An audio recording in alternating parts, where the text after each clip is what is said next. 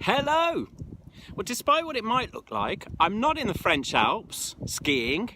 I'm actually in Yorkshire. I've come up to Halifax to visit my very dear friend Roger the Castle Man, who I will be chatting to later. It is beautiful up here. Just look at this landscape. Absolutely stunning.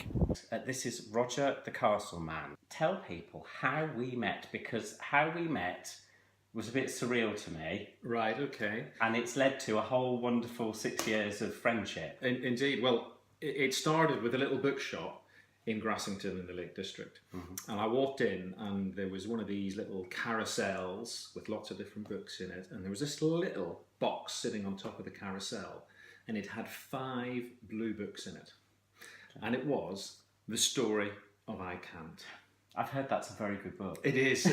I think you're being a little bit biased there. And that's the book there that I picked up. And 2 minutes, read through it. I thought, I've got to have that. And this book then transformed my mornings before school when my youngest daughter, Meg, was heading off. And we read this book every single morning for 2 years. And it was all about, I can do anything. And as we really got into it, I just suggested to Meg, I said, wouldn't it be nice if we wrote a letter to the author? He might not reply, but we'll just share how much we appreciate this little story. And can we do that? Of course we can. I can. The whole point. Yeah. So we sent the letter off and you very kindly replied. And then you and I started to talk to each other behind the scenes. So every morning I'm still reading this story to Meg and we're enjoying it. She knows it word for word. This is Sally, who is one of Roger's children. There are 2. She's the eldest one. I watched her in Panto last night, being excellent, of course. So I'm just telling the story of how we met Rob and the story of I Can't, and I've not got to your bit yet. Yeah. So Meg and I would read this every morning, and we said we'd send this letter to Rob, and Rob replied, and then we started to chat. And then I said to Meg, I said, imagine what it would be like if Rob came for tea. Oh, can you do that? Of course he can. And then I said, I'll go anywhere for tea. Thank you. Someone's going to feed me. And then we said, imagine what it would be like if Rob came to your school and came and read this story to everyone in the class. And then what happened was, it was your end of term, wasn't it? And there was a speaking competition. And what was the story you wanted to tell? Story of I Can't. And indeed. And what happened then? You stood up and what did you say about In Our House? Oh, there's no such thing as I can't. It's only I can. Yeah, because that's what we believe, isn't it? Did you do well in that competition? Came first. Yes! Came first! And Yes! you got a right big trophy, as we'd say in Yorkshire. Yeah. So that was good. Good. And that's how we met Rob, because what happened then was we invited Rob round for tea, and we had tea, and then we went into school the next day, and we did assembly. I like this. We did assembly. Yes. Well, I set you up, and you did assembly, and I watched on. And we went to Meg's class and we had an hour with them. Yes, and I had to teach a class for an hour. None of this I knew when I arrived. It was just, we're going to join in assembly if that's okay. Yeah, that's fine. Yeah. Oh, you're taking assembly. Oh, and then you're taking the class after assembly. That's the way it goes. That's the way it goes. And I'm still here. So 6 years on, I've actually not gone home. I now live in Halifax. Say goodbye. Bye. Bye. It's just the power of taking action. Well, definitely, and I know you and I speak about this a lot. There's an element that lots of people have lots of ideas, they say they're going to do stuff, and then they don't action after that. And if you take action, it's amazing what comes of it. I had no idea that we would end up still spending time together 6 years later. If I hadn't sent you that letter, we wouldn't be sitting chatting with each other. And you wouldn't be part of the wider stuff that we do and the stuff that we share. I'm famous in Halifax. It's the only place I go that people driving past will actually stop their car and wind the window down and go, "Hi Rob, hi, lovely to see you." It's very bizarre. It's very bizarre, but it's lovely and very enjoyable. And that's how we know each other.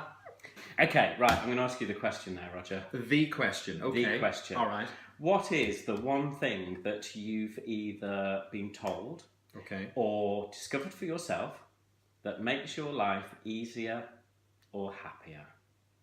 I went through life being told I was stupid, okay? And I believed that. And what I discovered at the age of 27 was I had dyslexia.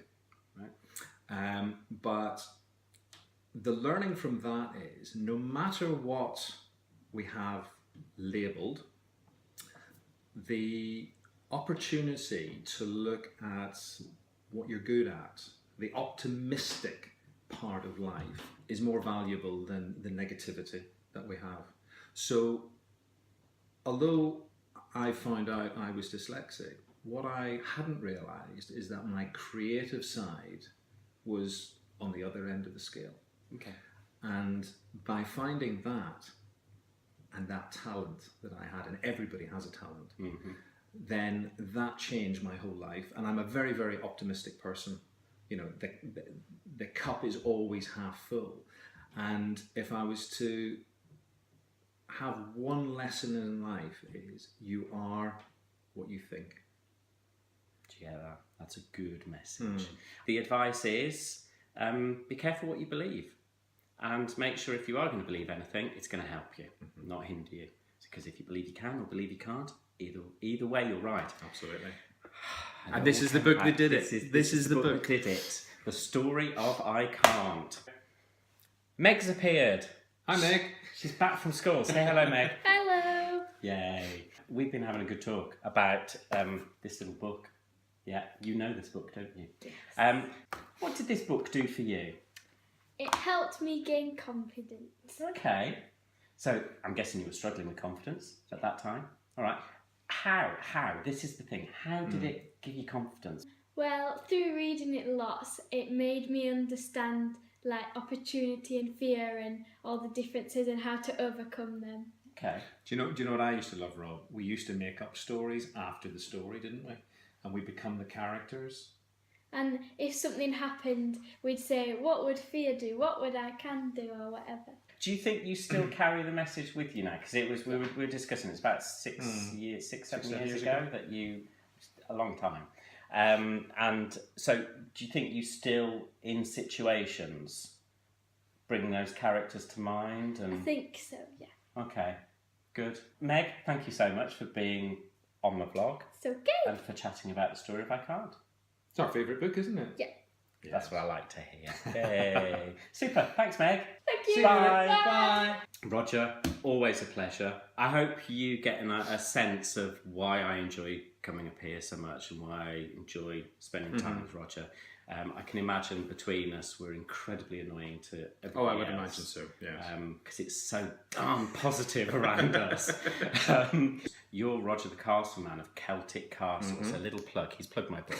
So if you are looking for a castle stay, then you need to get in touch with Roger the Castle Man at Celtic Castles. I will speak to you again soon. Look forward Cheers. to it. All Bye. right.